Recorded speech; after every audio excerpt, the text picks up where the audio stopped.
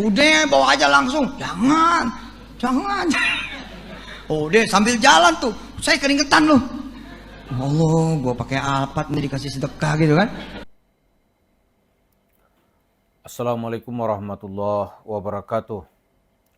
Para pemirsa, setelah perdamaian Hudaybiyah, Rasulullah bertemu atau memanggil Abu Bakar.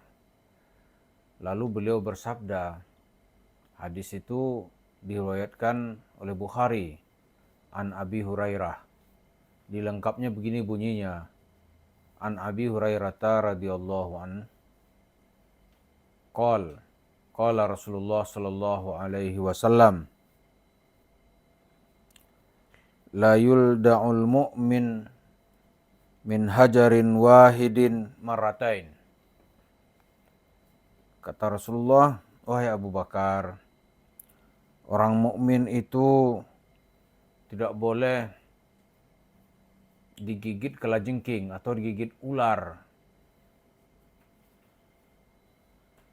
fi hajarin wahidin, di dalam satu lubang yang sama maratain, 2 kali. Jadi jangan sampai kena, jangan 2 kali kena.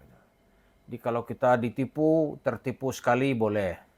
Tapi jangan 2 kali, apalagi tertipu terus-terusan. Peringatan ini diberikan oleh Rasulullah kepada Abu Bakar, karena setelah perang Hudaybiyah, perjanjian Hudaybiyah, itu kan antara Rasulullah dengan orang Quraisy itu kan seolah-olah terjadi perdamaian.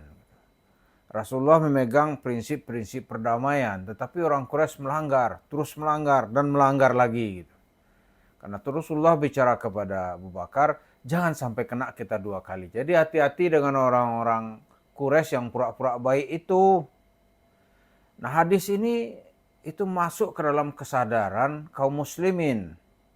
Begitu juga sekarang ini masuk ke dalam kesadaran jemaah-jemaah yang sebelumnya pernah mendengarkan cerita-cerita Yusuf Mansur, bahkan pernah menyerahkan uangnya kepada Yusuf Mansur, bahkan juga pernah ditipu dalam bisnis Jabal Nur, bisnisnya nanti investasi. Tahu-tahu Yusuf Mansur kaya dengan investasi dan kerajaan bisnis yang bernama Warung Steak and Shake. Orang-orang ini miskin, merana, dan menderita. Hadis ini dipahami oleh masyarakat sekarang, jangan lagi sampai kena oleh Yusuf Mansur dengan segala tipu dayanya. Nah, itulah. Jangan sampai kena. Kalau kena, waduh, kata Rasulullah itu kepada Abu Bakar, keterlaluan kita ini. Keterlaluan apanya? Keterlaluan tidak hati-hatinya. Kalau bahasa kasarnya ini, keterlaluan bodohnya. Nah, sekarang masyarakat itu nggak ada itu yang mau percaya lagi. Nggak ada. Ya kalau masih ada yang percaya, ya berarti ajaran Rasulullah ini dia akan dipatok oleh ular 2 kali di tempat yang sama. Jadi kalau ularnya ini Yusuf Mansur, matoknya ini 2 kali. 2 kali aja nggak boleh gitu. Apalagi berkali-kali. Jadi sekarang masyarakat tuh sadar betul gitu. Siapa yang pernah berhubungan dengan Yusuf Mansur dan berhubungan lagi, dia udah melihat sekarang tuh. Siapa saja yang pernah terlibat dengan Yusuf Mansur, itu rezekinya susah. Rezeki menjadi susah. Oleh Yusuf Mansur banyak juga uang tuh dihambur-hamburkan jadi sia-sia banyak. Sekarang yang bisa dilihat orang tuh yang masih gagah perkasa dia itu di warung Steak and Shake. Tapi siapa yang pernah berinvestasi kepada Yusuf Mansur, terlihat itu rezeki susah, ya kan? Di masa tuanya menderita. Kenapa? Ya dia seperti ajaran Nabi tadi itu, dia kena patok gitu, kena patok ular berbisa yang bernama Yusuf Mansur. Jadi ya kalau kena patok ular kobra aja orang bisa mati. Nah ini kena patok Yusuf Mansur ya lebih bahaya lagi. Jadi masyarakat sekarang tuh sadar, nggak mau sudah gitu. Jadi yang pertama ya, yang terlibat dengan Yusuf Mansur itu jalur rezekinya tertutup.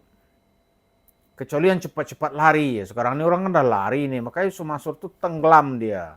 Nggak mau orang udah. Dia ditenggelamkan gitu. Dia ke politik, dibuang ke laut. Mana lagi, oh dia cita bisnis. Ya kalau perlu diseret ke jalan tol, kira-kira gitulah. Nggak ada orang yang mau. Kemudian setelah rezekinya seret, itu kan Habib Syekh pernah cerita itu. Itu kalau ikut Yusuf Mansur gitu. Perginya bawa sepeda motor, janji kan pulang bawa mobil. Yang ternyata pulangnya nanti jalan kaki. Tidak ada itu rezeki, oh silahkan Allah bekerja. Mbahmu Allah bekerja. Allah terus-terusan bekerja, tapi bukan cara begitu. Ada lagi yang sadis itu. Minta yang sadis kepada Allah. Allah nanti akan mengisi uang di rekening masing-masing.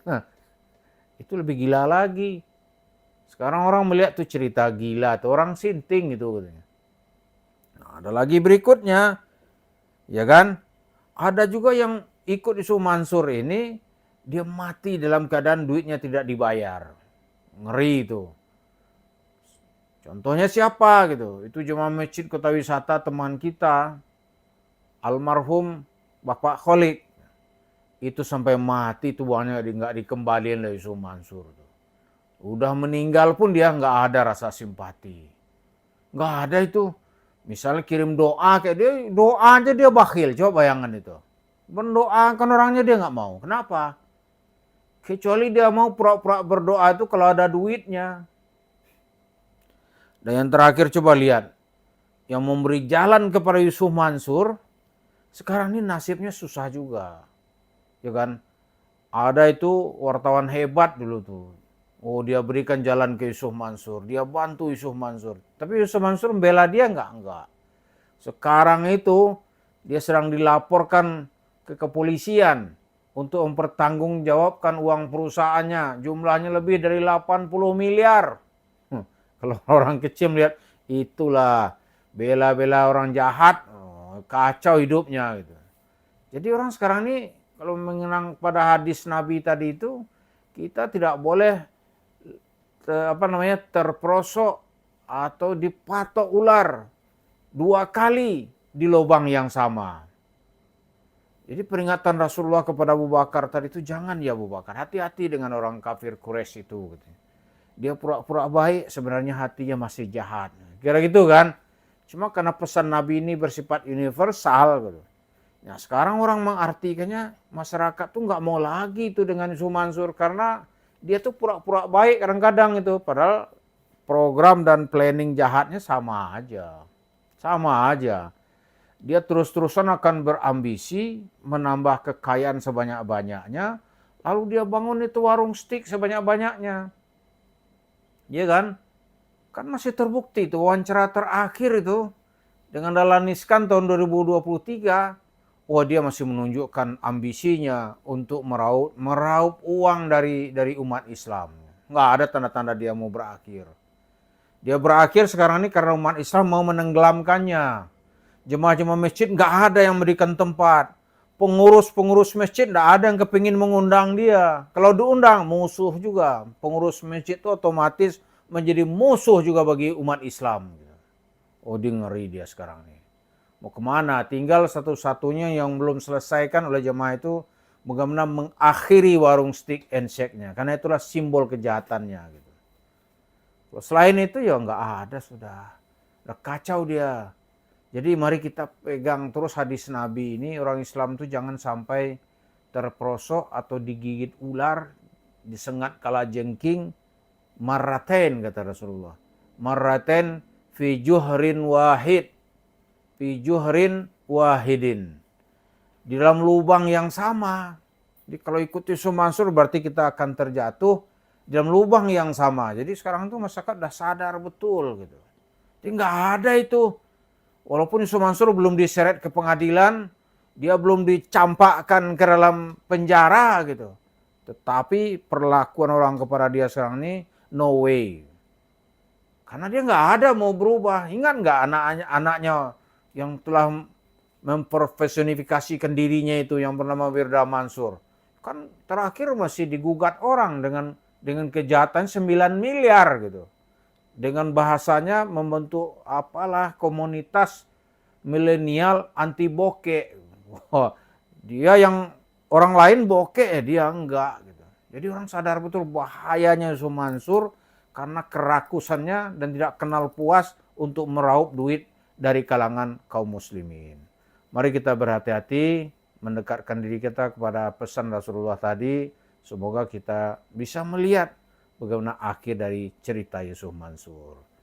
Mari kita mengadakan perlawanan terus kepada simbol kejahatannya, yaitu warung steak and shake. Terima kasih. Assalamualaikum warahmatullahi wabarakatuh.